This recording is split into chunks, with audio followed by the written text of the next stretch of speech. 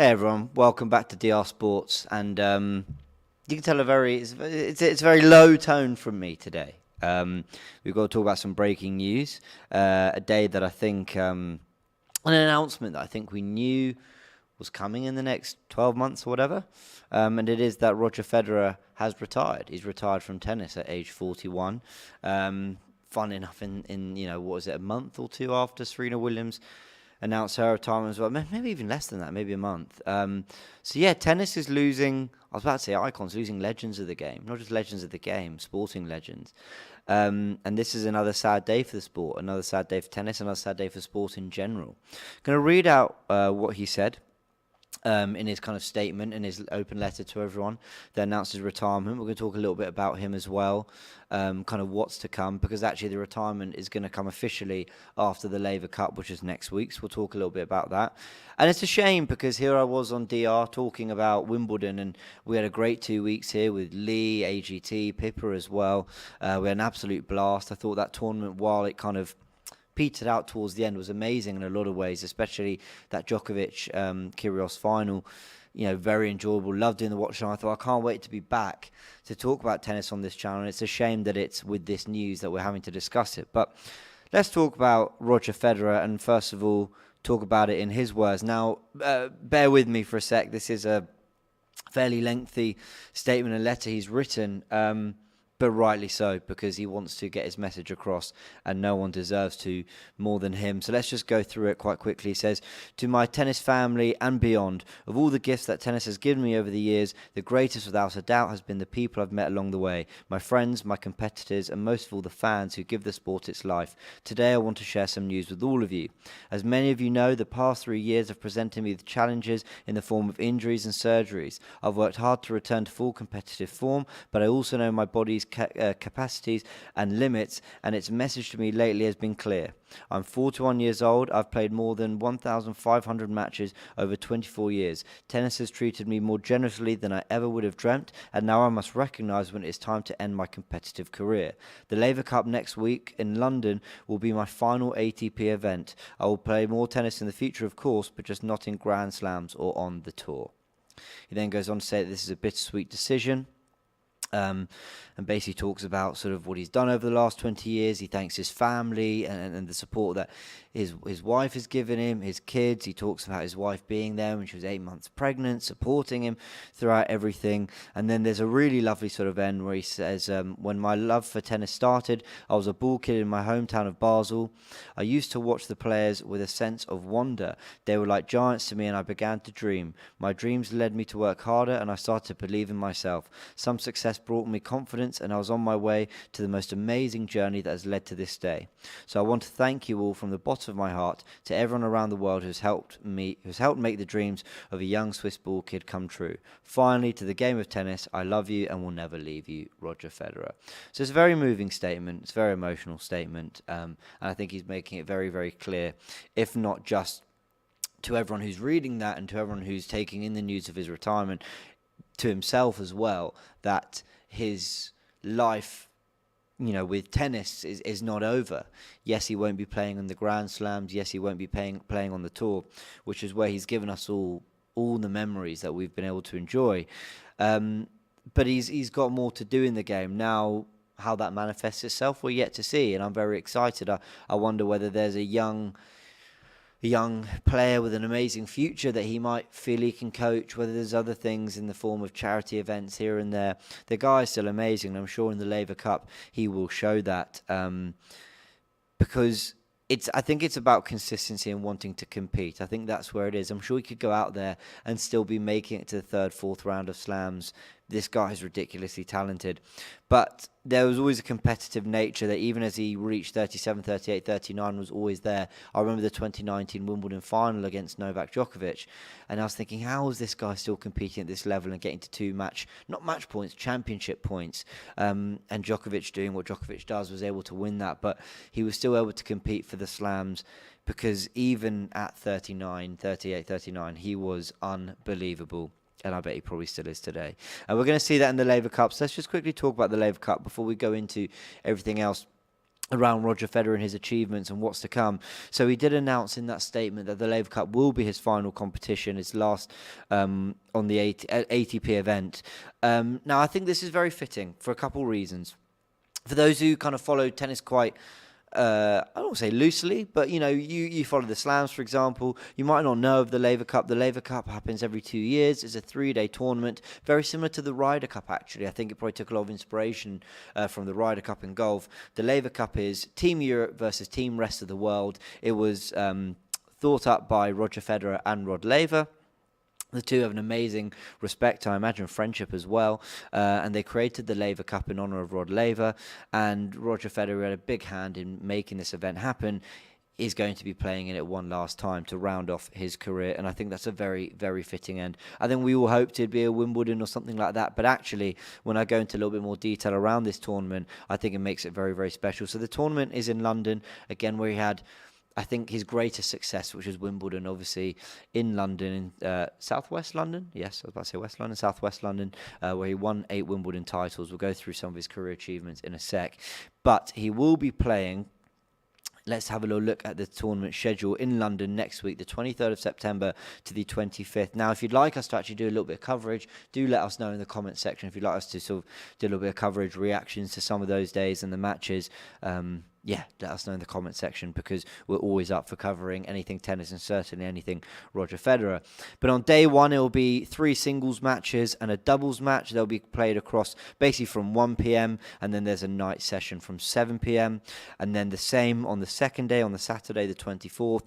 3 singles and a doubles, and then a doubles followed by 3 singles from midday actually on Sunday the 25th. So that's going to be interesting. But I think what makes this more fitting than ever, if we just look at Team Europe now, if I just remind you of some of the previous Laver Cup events, if you are following them, it saw Federer playing competitive doubles alongside Rafael Nadal. He had some great battles against Nick Kyrgios in that tournament as well. I believe they played in Switzerland. That wasn't the one that was.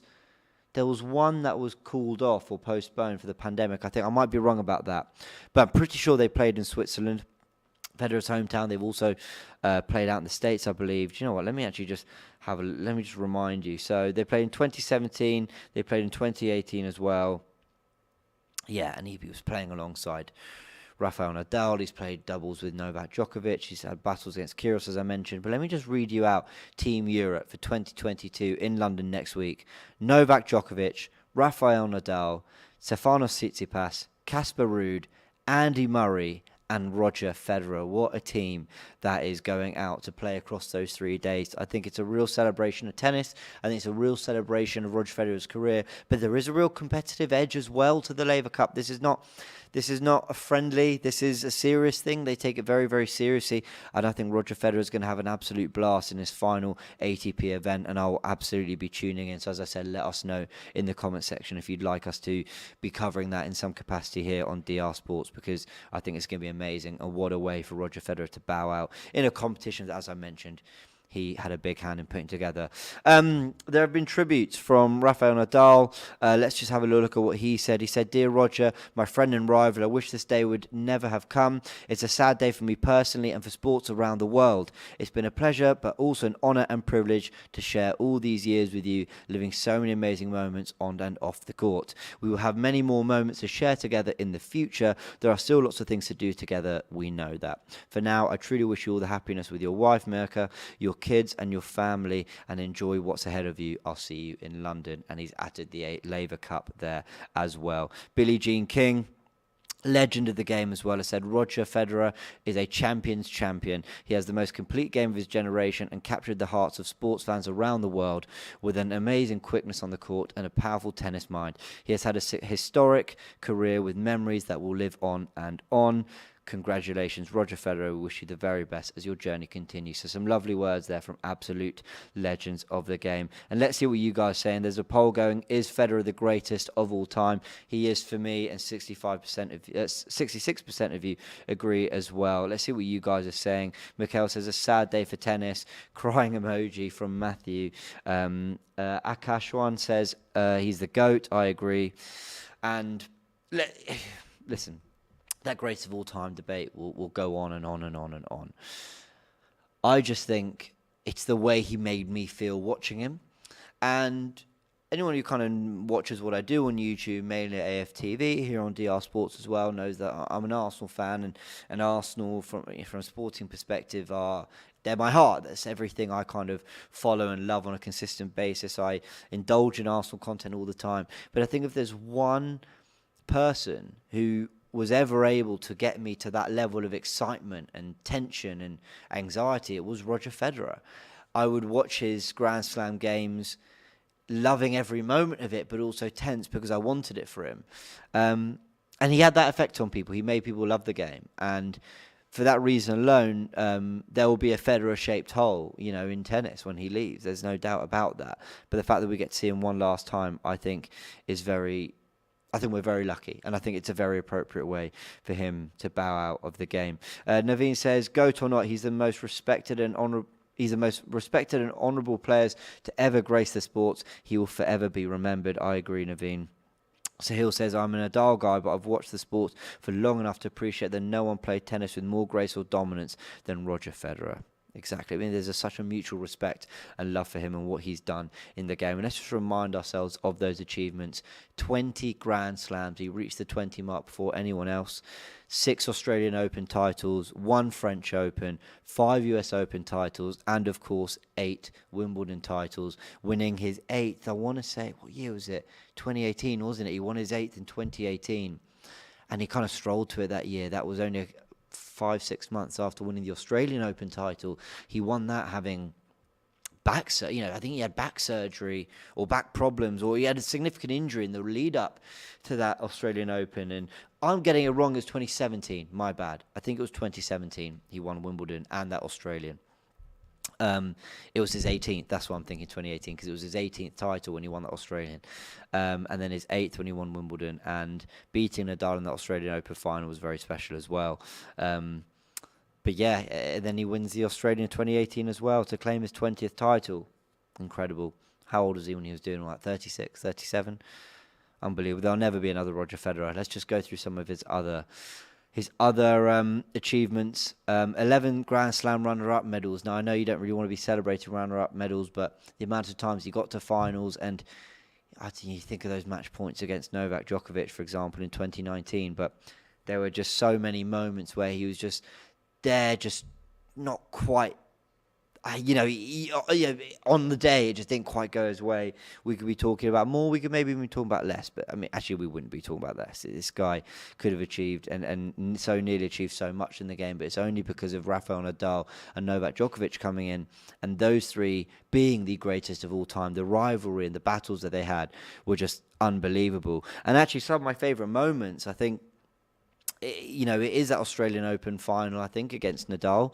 I think it is the Wimbledon semi-final against Rafael Nadal in 2019 was amazing. And just watching him battle the way he did in those finals, even the ones he lost, were just special to watch. Love the guy. Let me go through some other achievements. Most ATP titles ever with 103, 2 consecutive years of winning 3 titles. Most semi-final and quarter-final appearances at slams. 10 consecutive Grand Slam finals. 23 consecutive semi-finals at a slam. 25 consecutive wins in quarter-finals. 369 slam match wins overall. And, as mentioned, unmatched the 8 Wimbledon titles as well. So, what an unbelievable list of achievements. So what does this mean for the future of tennis? Because we're entering a really interesting part now, aren't we, where Federer is now retired. Djokovic, I think, is still going to be winning slams. Nadal, probably, but there's no doubt that maybe he's lost a little bit of an edge, but maybe injuries will play a part, and people in the comment section will let me know. It's always difficult to judge just off slams. Of course, they play full seasons, but we've got a world number one now in Carlos Alcaraz, who's the US Open winner, and I think we're going to start him grow. I don't think he's going to dominate now for the next 3 years, but I think he's going to be winning more slams, and I think we're going to see him grow into a dominant force as Nadal and Djokovic start to sort of, well, I was going to say decline. Are they going to decline? I mean, look at the level Federer played to for so long. I think it's in a very interesting time for tennis, and I think with the likes of Casper Ruud as well, Kyrgios, playing his best ever tennis, will Tsitsipas get to that level? I think there's a few players out there. Yannick Sinner, I mean, how can I not mention him, the Italian? It's a very interesting time for tennis. I think tennis, we'll still have amazing moments, but I just feel there'll always be that slight emptiness with that. Not empty, that's not the word. Tennis will always be a sport I love, and there's going to be amazing players that are going to excite us throughout. But I just think Roger Federer, he added something that now you can't have it taken away, if that makes sense. All right, guys, let's go through your final comments, and we'll leave it there. Cool Hand Luke calls him a legend, and Elv Kofine says the ease, grace, and skill with the way he played tennis makes him the greatest, and he is for me. All right, guys. Sad day for me. Sad day for a lot of people who love Roger Federer. Sad day for tennis. But I guess the last thing to say is a big thank you to Roger Federer for all the memories he gave us, everything he achieved, just the way he played the game, and also he did it as, this is going to sound maybe a weird thing to focus on, but he was a good guy. He's someone that he was graceful on and off the court, and you rooted for him not just because of what he did with a racket, but because of who he was. And I think that's what makes him one of the most special sportsmen of all time. If you guys want us to discuss this a little bit more, you let us know in the comments section. I know Lee Judges, massive fan. We've had Pippa previously on the channel. If it's something you'd like to see, all of us getting together to discuss our favourite Federer memories, the legacies left behind in the future of tennis, you let us know and we'll bring that to you. But for now, big thank you to Roger Federer, and thank you to all who have tuned into this video and been giving us your thoughts as well and voted in the poll. For what it's worth, 69% of you believe that yes, he is the greatest tennis player of all time. All right, if you enjoyed this video, please hit the like button. Always helps out, and do subscribe to the channel as well, so you can check out everything as well that's going on DR Sports. All right, guys, we'll call it there. Big thanks, and thank you again to Roger Federer.